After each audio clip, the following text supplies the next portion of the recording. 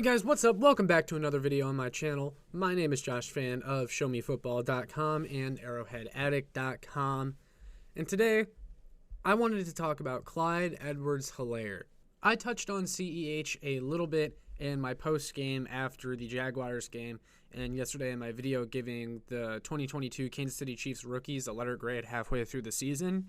And I think we can come to the conclusion after yesterday that Clyde Edwards-Helaire has been benched by the Kansas City Chiefs.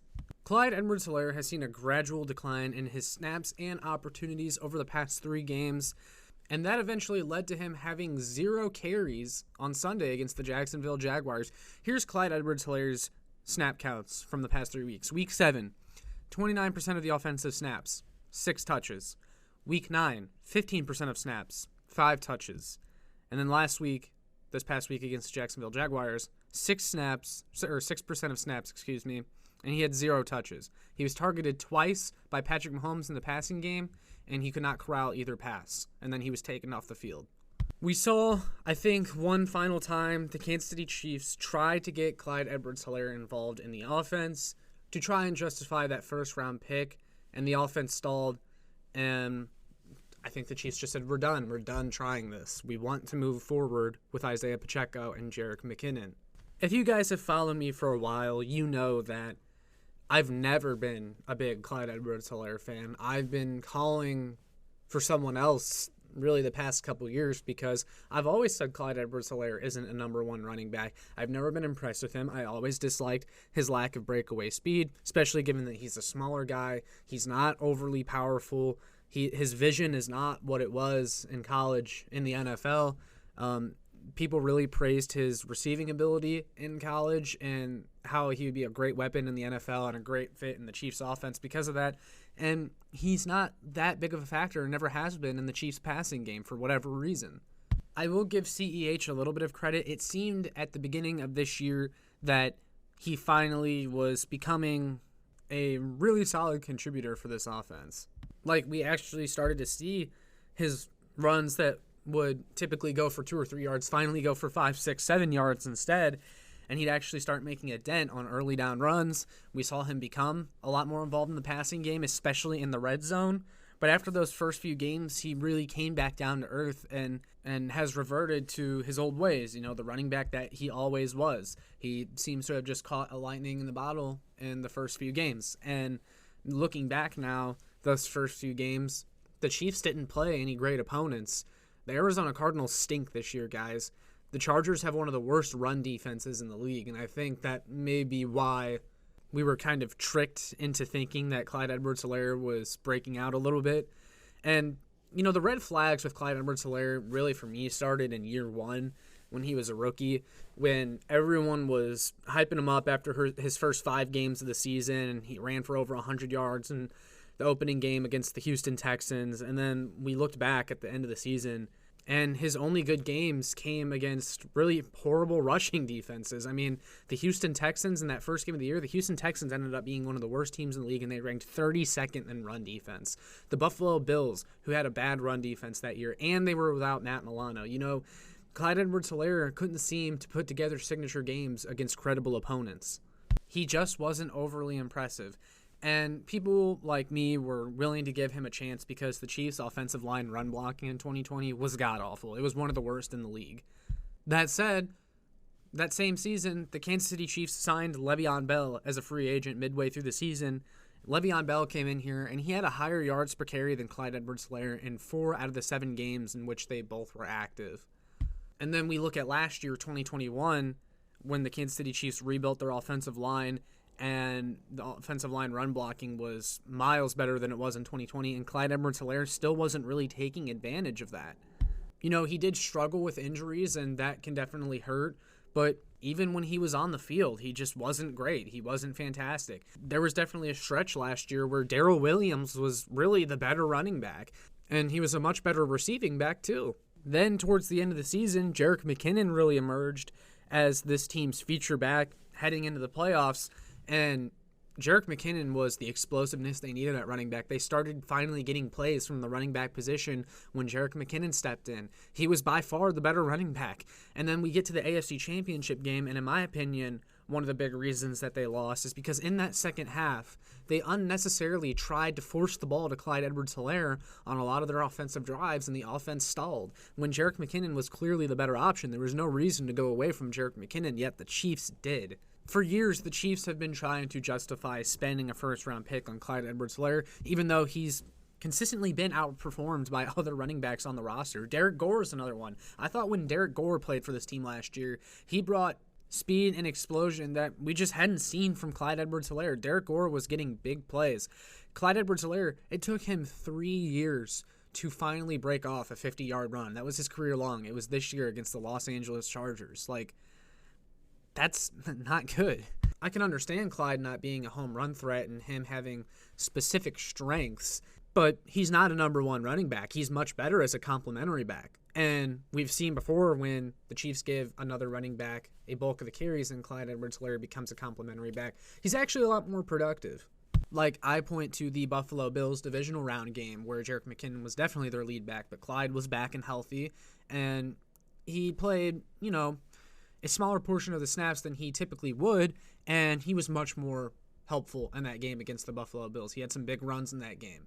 But the Chiefs coaches always insisted on shoving him down our throats and attempted to shove him down other teams' throats, and it just didn't work. They tried so hard to force Clyde Edwards-Helaire into being a thing, and it's not a thing. It's been the case quite a few times this year, but it definitely was a lot last year, where teams were leaving very light boxes for the Kansas City Chiefs to run against because they were so worried about their passing game.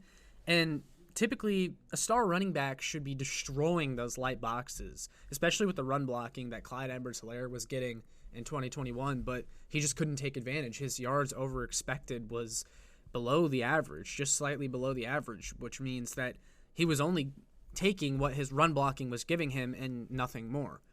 I don't necessarily think Clyde Edwards-Helaire is a bad player.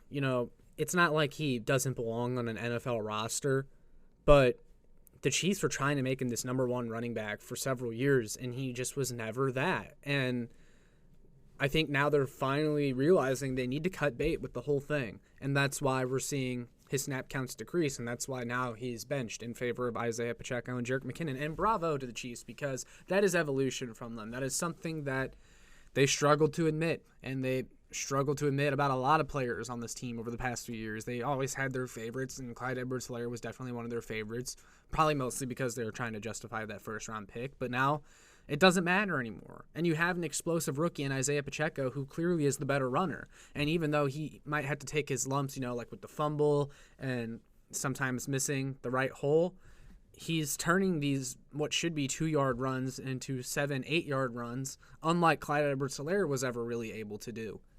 And I think last week against the Tennessee Titans was probably the final straw, because in that game, the Chiefs tried to split up the carries. Clyde Edwards-Helaire got his touches, and this team was failing on early down runs, which made it really hard for the offense to recover.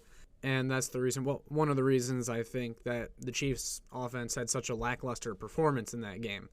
It's hard to convert first down when you're consistently putting yourself on 2nd and 10, 2nd and 9, or sometimes 2nd and a loss of yards. But, for the past 8 minutes now, I've basically just been giving you guys all the reasons I've never been impressed with Clyde Edwards-Helaire and why I think we got to this point.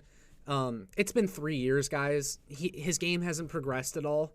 And people have said, they don't use Clyde Edwards-Helaire to his strengths. If you have to cater the offense to such a specific style just so one individual player can be anything above average, it's a disservice to the player and the team. Just stop doing it. Just stop. And now the Chiefs are finally realizing that, hey, how about instead of trying to force this player to do something that he's incapable of doing, we just find someone else that can do it for us? Because, this guy isn't cutting it. I understand Clyde Edwards-Helaire isn't this outside zone runner. He can't do halfback stretch. He doesn't have the speed to do it. He needs to be running inside zone more. Okay, well, again, if you have to cater your offense to such a specific style just to fit one player, again, it's a disservice to the player and the team, but also it makes it way too obvious to defenses that they know what you're going to do with that player because they know what his strengths are.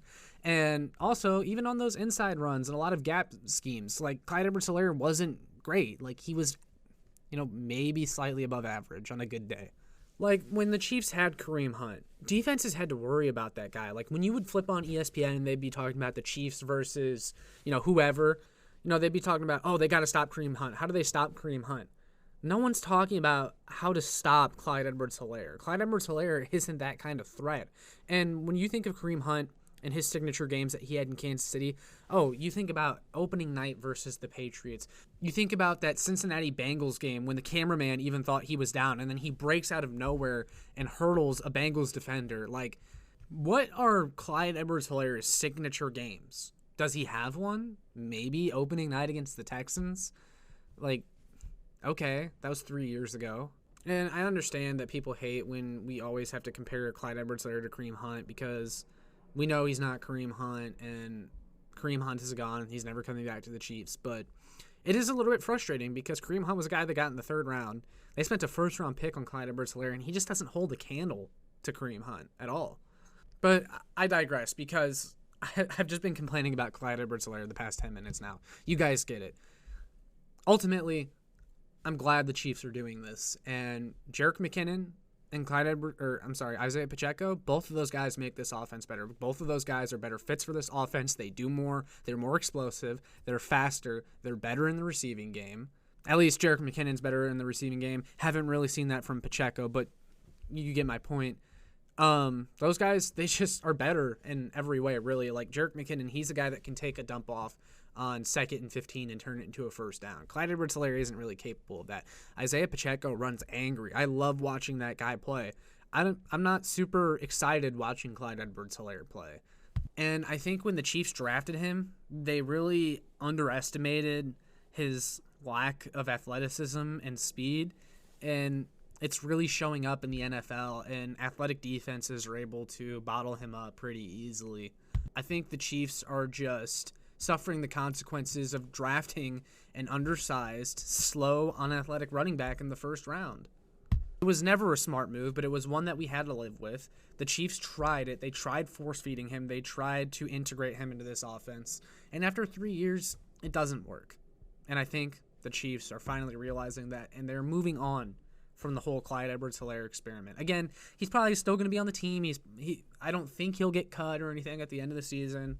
Like, he still belongs on an NFL roster, I suppose, but clearly the Chiefs have better options because their running game was able to come alive a little bit on Sunday against the Jaguars, unlike it had over the last several weeks.